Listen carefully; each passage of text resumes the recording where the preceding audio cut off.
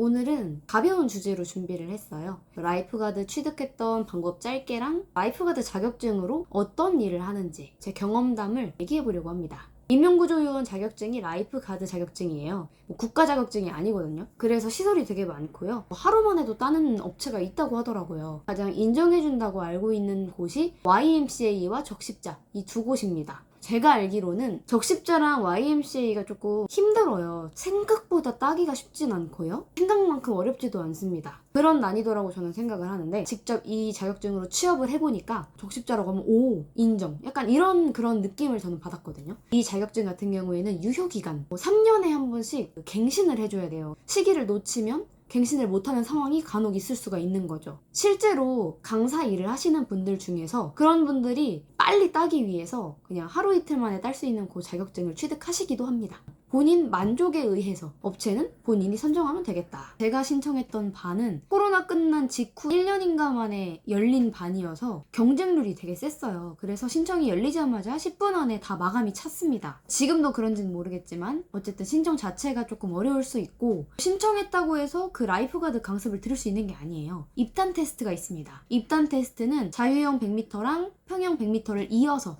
총 200m를 5분 안에 들어와야 돼요. 근데 사실 기준이 되게 넉넉한 거예요. 수영 한 2년 정도? 2년 정도 하셨으면 200m를 5분 안에는 충분히 들어올 겁니다. 그렇게 생각했기 때문에 저는 사실 이 입단 테스트가 의미가 있어? 이 생각을 했는데 생각보다 거기서 많이 떨어집니다. 진짜 수영 배운 지 얼마 안 되셔서 라이프가드 한번 따볼까? 하고 오시는 분들이 되게 많았어요. 근데 사실 그때 떨어지는 게 맞습니다. 5분 안에 200m를 들어올 수 없는 실력이면 그 이후의 과정도 수행할 수가 없습니다. 저는 올림픽 수영장에서 교육과정을 진행했고 시험 검정도 거기서 봤습니다. 시험장이랑 연습하는 장소가 되게 중요해요. 이병도 마찬가지고 각종 헤드업 영법도 수심을 좀 많이 탑니다. 보통은 1.2m에서 1.4m가 가장 많을 거거든요. 올림픽 수영장에서는 잠수풀에서 훈련을 받기 때문에 3m 달라요.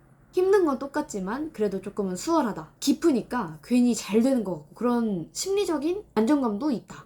근데 또 반대로 생각해보면 무서워요. 너무 깊어가지고 훈련 받을 때도 되게 무서웠던 게 바닥을 찍고 올라오는 훈련이 있어요. 인명구조요원, 사람을 구하는 자격증이잖아요. 그래서 진짜로 사람을 구하는 각종 방법들을 배우게 됩니다. 근데 그 과정 중에서 강사님이 물에 빠진 사람, 익수자 역할을 해서 구조자를 익수자가 덮쳐.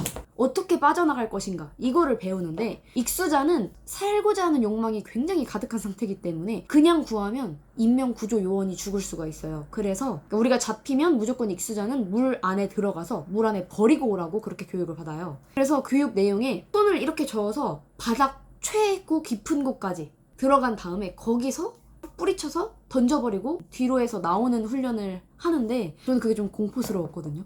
그러니까 강사님들이 대충 안 잡고 진짜로 매달리듯이 이렇게 꽉 조이고, 또 제대로 된 동작을 안 하면 안 풀어줘요. 물 밑에서 그래봤자 한 5초 되는 순간인데 저는 그게 그렇게 무섭더라고요. 심지어 수경도 없단 말이에요. 수경 안 쓰고 훈련 받습니다. 뒤에서 확 안길 때 목이 쫄릴 수 있으니까 잡히기 직전에 목을 딱 붙여서 보호하라는 그런 미션을 받아요. 근데 이거를 하려면 이 사람이 언제 나를 덮치는지 알아야 되는데, 그거를 알면 연습이 안 된다고 기습으로 덮칩니다. 내 뒤에 선 강사님이 신호도 안 주고 갑자기 저를 이렇게 덮칩니다. 근데 덮치기 직전에 이걸 해야 되는데 이걸 못했는데 바로 덮치고 물 안으로 끌려 들어가는 그런 경우가 있었어가지고 공포심이 어마어마했어요. 구조법이나 이런 거는 웬만하면 그냥 강습 받으면 다 이해하고 누구나 할 수 있는 그런 구조법들입니다. 그러니까 사람 끌고 밖으로 나가는 방법을 여러 가지로 배워요. 못하는 사람 한 명도 못 봤습니다. 교육하면 다 되는 거기 때문에 그건 쉬워요. 우리가 되게 문제로 봐야 하는 건 자명 25m,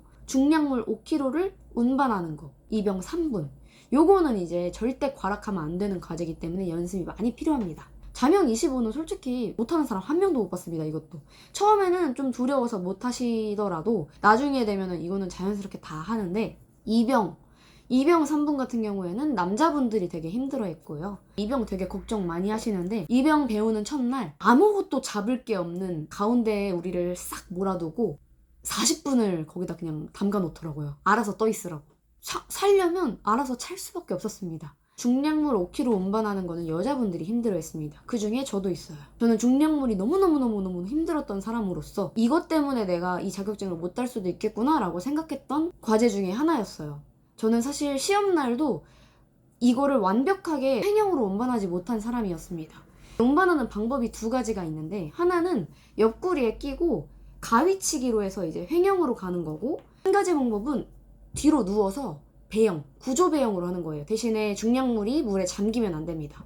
5kg를 완벽하게 들어서 평형을 누워서 차는 거죠. 그렇게 운반해도 됩니다. 근데 이거 지금은 구조 배영으로 하는 걸로 바뀌었다 그러더라고요. 근데 이게 지사마다 또 다른 거고 그 연도마다 다른 거라서 확실하진 않습니다. 근데 횡형 아니면 구조 배영으로 해야 한다. 요거는 아마 동일한 규칙일 거예요. 저는 그래서 횡형으로 시작해서 구조 배영으로 바꿔서 성공했습니다. 어쨌든 끝까지 가기만 하면 되는 거라. 저는 이상하게 횡형이 너무너무 불편하고 구조 배영은 쉽더라고요. 그래서 구조 배영이 맞는 사람도 있고 횡형이 맞는 사람도 있다. 요 정도로 그냥 알고 계시면 될 것 같습니다. 그 중량물 같은 경우에는 진짜 여태까지 살면서 느껴보지 못한 정도의 강도의 운동을 하는 느낌이었어요. 그게 그냥 중량물을 잡아서 옮기는 게 아니라 데크에 서서 있다가 출발하라는 신호를 주면 구조 영법이라고 해서 트러젠, 평형 발차기에 자유형 손 하는 거, 헤드업 자유형, 헤드업 평형, 이렇게 세 가지가 구조할 때 쓰는 영법입니다. 그래서 이 구조 영법 세 가지 중에 한 가지로 25m를 가서 그 25m 끝에 가면 튜브에 원판이 달려 있어요. 근데 그게 달려 있는 게 당연히 튜브는 둥둥 뜨잖아요. 그러니까 위에 있는데 튜브 밑에 달린 원판은 물 아래에 가라앉아 있어요. 근데 그 줄이 약 2m 정도? 그 아래까지 잠수를 해야 돼요. 머리 먼저 다이빙으로 잠수해서 그 원판을 끌어올린 다음에 그리고 25m를 되돌아가는 겁니다. 그러니까 이게 정말 쉽지가 않아요. 가는 건 당연히 가죠. 25m 구조영법으로 가는 거 뭐 어렵진 않잖아요. 근데 그게 심리적인 부담이 진짜 커요. 왜냐면 그래 출발해서 갈 수 있는 건 알아. 근데 갔는데 그냥 오는 게 아니라 그 5km를 물 안에 잠수해서 가지고 끌어올린 다음에 얘를 데리고 또 25m를 가야 되잖아요. 이게 얼마나 힘든지를 이미 한번 경험을 하고 난 다음이니까 도무지 엄두가 안 나는 거죠. 진짜 이런 심리적인 압박감을 이겨내야 되는 게 굉장히 큰 훈련이었습니다. 자격증을 취득하는 동안에 훈련을 되게 많이 시켜줘요. 그래서 어쩔 수 없이 많이 훈련을 하니까 체력은 늘어있는 상황입니다.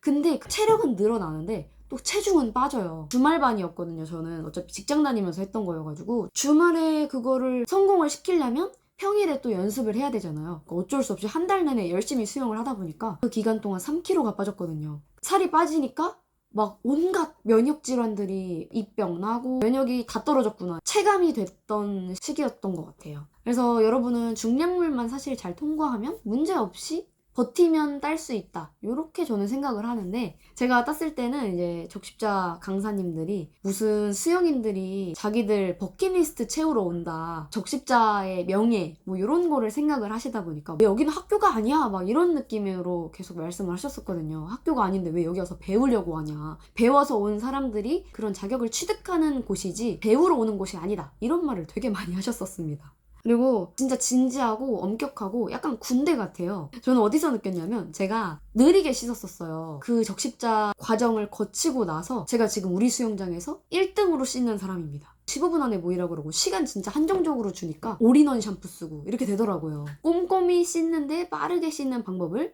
습득하게 됐다. 여름 때나 이럴 때 사람 진짜 밀려가지고 샤워장에 줄 되게 많이 쓰는데 세워라 대워라 씻고 있으면 좀 그렇잖아요. 진짜 빨리 씻고 나가거든요. 자부심 있습니다. 진지하고 엄격한 분위기였다고 했잖아요. 처음에는 내가 이걸 딸 수 있을까? 하는 가벼운 마음으로 갔었는데 훈련을 봤는데 자꾸 이입이 되는 거예요. 막 강사님이 이렇게 말씀하세요. 여러분의 가족, 여러분이 사랑하는 사람이 빠졌어요. 지금 구하러 가는 겁니다. 막 이런 식으로 상황을 던져줘요. 근데 저는 그렇게 몰입을 되게 잘하는 편이어가지고 진짜 저 반대편에 우리 엄마가 떴다 가라앉았다 이런 느낌으로 막 보이는 거예요. 그 강사님들이. 그래서 진짜로 울컥해서 막 전방에 익수자 발견! 눈물 막 그렁그렁 해가지고 울 때도 아프고 감동을 좀 스스로 많이 만들어냈던 경험을 갖고 있습니다. 근데 아무리 몰입을 해도 내가 먼저 살아야겠다라는 상황이 분명 있긴 있었어요. 약간 제가 중량물이 힘들었다고 했는데 처음에 중량물 했을 때 선생님들이 강조를 엄청 많이 했어요. 중간에 중량물 절대 버리면 안 된다. 중간에 발차기 절대 쉬면 안 된다. 절대 쉬지 말고 끝까지 근력 운동하듯이 끝까지 가라. 이걸 계속해서 강조해 주셨었는데 네. 바로 버렸어요. 왜냐면 이거 안 버리면 정말 제가 죽겠거든요. 죽을 뻔했어요. 왜냐면 얼굴이 물 밖으로 한 번도 못 나오고 있는 상황이었어요. 이게 너무 무겁고 계속 가라앉았단 말이에요. 나도 살아야죠 어떡해.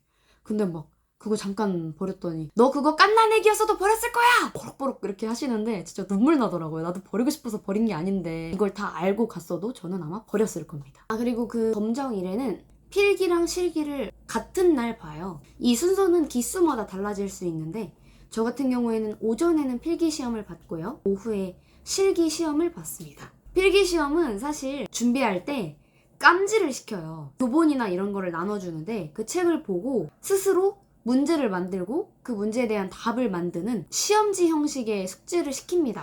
본인이 질의응답을 하는 거예요. 그렇게 하다 보니까 그냥 다 공부가 저절로 되더라고요. 그래서 숙제를 꼼꼼히 했다, 숙제를 열심히 했다, 그러면 시험에 대한 걱정은 하지 않으셔도 됩니다. 이게 근데 약간 지식의 저주, 함정에 빠지는 그런 경우도 있어요. 공부를 열심히 너무 많이 해서 문제를 보고 한 번 더 막 꽈가지고 답변을 하면 틀립니다. 그러니까 그냥 단순하게 생각하고 단순하게 체크를 해야 돼요. 그런 문제들이 나와요.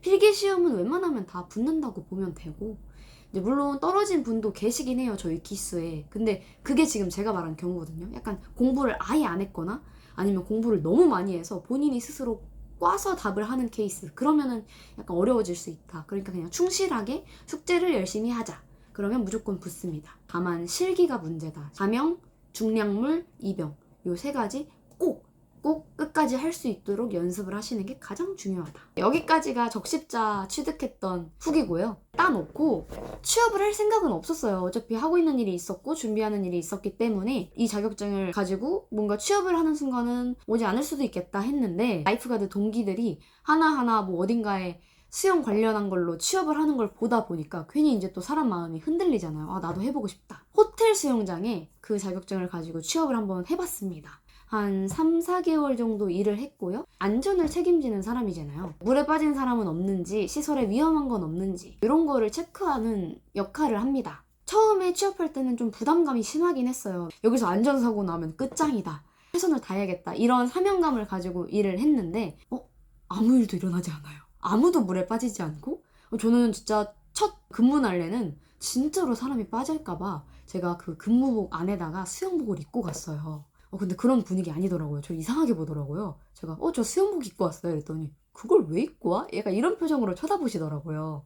근데 저는 뉴스 기사로도 호텔 수영장에서 막 사람이 수영하다가 위험해졌다 이런 거를 좀 몇 번 봤어가지고 무서워서 그렇게 준비를 해갔는데, 오랫동안 지켜본 결과 위험하게 수영을 하지 않으시더라고요. 호텔 수영장 같은 경우에는 파트로 근무를 안 하고 정규직 근무예요. 실내 수영장 같은 경우에는 파트로 일을 할 수 있어요. 아이 키우시는 가정주부 같은 경우나 소일거리 찾으시는 분들한테 되게 좋을 것 같다고 생각이 들었어요. 왜냐면 업무 강도가 그렇게 심하지 않고 전문 자격이다 보니까 시급은 좀 높아요. 호텔 수영장도 해보고 실내 수영장도 해봤거든요. 각각의 장단점을 좀 말씀드리면 좋을 것 같아서, 호텔 수영장 같은 경우에는 호텔이잖아요. 호텔은 대목이 주말이죠.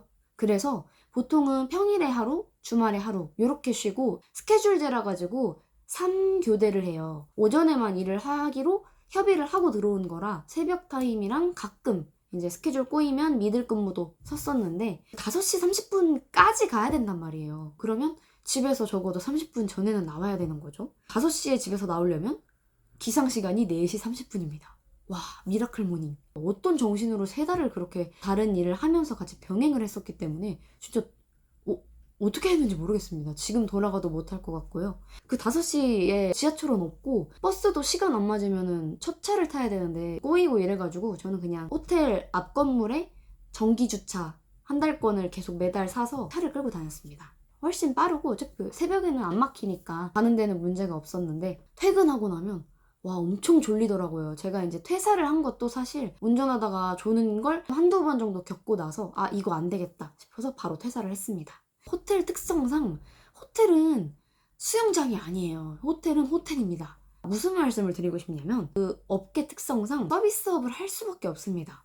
인사하고 수경, 수모 이런 거 빌려주고 수건 같은 거 런더리라고 그러죠? 그거 빼고 카트 갖다 놓고 가드 업무, 그 외적인 업무가 조금 더 많았던 것 같고요. 근데 사실 일은 힘들지 않았어요. 일이 그렇게 많지 않은 호텔이었고 한산했습니다. 그리고 사람들도 좋았고 그리고 밥이 되게 맛있었습니다. 라이프가드 하면서 3kg 뺐던 게 이 호텔 다니면서 3kg 그대로 쪘거든요. 새벽 근무자는 아침도 줘요. 그래서 아침 든든히 먹고 또 점심 든든히 먹고 또 저녁도 집 가서 든든히 먹고 되게 행복한 나날들이었습니다. 한국인보다 외국인이 더 많이 오는 호텔이었어요. 그래서 그 호텔 특성상 외국어를 쓸 일이 되게 많더라고요.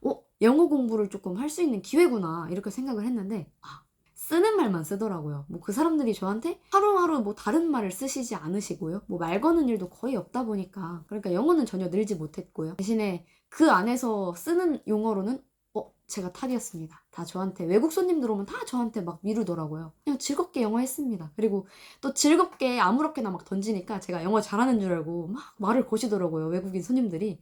근데 그럼 뭐하나 난 못 알아듣는데. 그리고 밥이 진짜 맛있다 그랬잖아요. 아침은 없는데 점심이나 저녁에는 샐러드식도 준비가 되어 있어요. 거기 샐러드 중에 그 두부가 이렇게 들어있는 샐러드가 진짜 너무 맛있는 거예요. 문의를 해가지고 회사에 두부 뭔지 알아내가지고 사서 먹었습니다. 뭐 제 입맛에만 맛있는 걸 수도 있어요. 이 정도가 이제 호텔 수영장에서 일했을 때의 제 좋은 경험이고요. 근데 호텔 수영장은 그 사람들 어른들은 걱정이 하나도 안 되는데 애들이 워낙 많으니까 와 애들은 진짜 생각지도 못한 곳에서 다치더라고요. 계단에 잘못 내려오다가 발목 쪽을 긁혀가지고 피가 났던 아기가 기억이 나요. 그 뒤부터 애들 올 때마다 애들한테 시선을 못 대겠더라고요. 그리고 이제 실내 수영장은 제 센터에서 급하셨나봐요. 제가 라이프가드를 취득했다는 거를 알고 계셨고 제가 집에 가려고 하는데 저 붙잡고 회원님 혹시 내일 라이프가드로 나와줄 수 있어요? 뭐 그러시더라고요. 돼요 이렇게 하고 가봤어요. 근데 호텔 수영장보다 훨씬 낫더라고요. 왜냐면 호텔 수영장은 일단 이용객 자체가 적고 물놀이 하는 분들이 대부분이다 보니까 지켜보고 있기도 좀 뭐해요. 수영을 하고 계신 게 아니라 둥둥 떠다닌다거나 걸어다니거나 이런 분들을 그냥 이렇게 지켜보기가 민망하거든요. 그리고 재미도 없고 지루하고 졸리고. 실내 수영장 같은 경우에는 진짜로 수영을 하러 오는 분들이고 호텔 수영장처럼 뭐 서비스를 할 일도 없고요. 가만히 앉아서 지켜보고 뭐 좀 이상한 사람 있으면 제지하고 그게 다였고 수영을 잘하는 사람이 오면 구경하느라 되게 재밌고요. 수영을 다 가지각색으로 하다 보니까 그 사람의 수영을 좀 분석하게 되더라고요. 저기서 어떻게 하면 저 수영이 조금 더 효율적으로 개선이 될까? 이런 저는 공부가 많이 돼서 되게 좋았습니다. 지금도 사실 기회가 된다면 하고 싶어요. 수영업계에서 일을 할 생각을 갖고 계시다면 실내 수영장 라이프가드는 정말 괜찮은 것 같아요. 좋은 것 같아요. 이 정도가 이제 저의 후기일 것 같고요. 이제 추가적으로 진짜 제일 끝판왕의 자격증, 인명구조요원이랑 같은 자격증으로 이렇게 분류가 되지만 사실은 굉장히 더 한 단계 높은 수준을 요하는 자격증이 하나 있죠. 수상인명구조요원입니다. 이 수상인명구조요원이 사실상 라이프가드, 인명구조요원의 끝판왕이라고 생각이 되고요. 저는 내년에 혹은 내후년에는 자격을 취득할 생각을 갖고 있어요. 요거는 이제 해양청에서 발급하는 국가 자격증이고요. 사실상 라이프가드를 포함하고 있다고 보시면 돼요. 거기에 구조법까지 다 똑같고 여기에 플러스로 영법 시험이 있습니다. 가명 25m, 헤드업 자유형으로 25m, 평형으로 25m, 크로젠으로 25m, 100m를 1분 45초 안에 들어와야 합격입니다. 이 영법 시험이 굉장히 매력적이라고 느껴서요. 같이 하고 싶다는 회원님이 계셔서 같이 조인해서 한번 도전을 해보려고 합니다. 여기까지가 이제 인명구조요원 라이프가드에 대한 얘기고요. 뭔가 더 궁금하신 점이 있으면 댓글 남겨주세요. 그럼 댓글로 제가 답변을 드리겠습니다. 오늘도 재밌게 봐주셨다면 감사드리고요. 아마 다음에도 영법보다는 좀 가벼운 얘기 한 번 더 드릴 것 같아요. 다음에도 좀 더 재밌는 얘기 준비해서 돌아오도록 하겠습니다. 고맙습니다.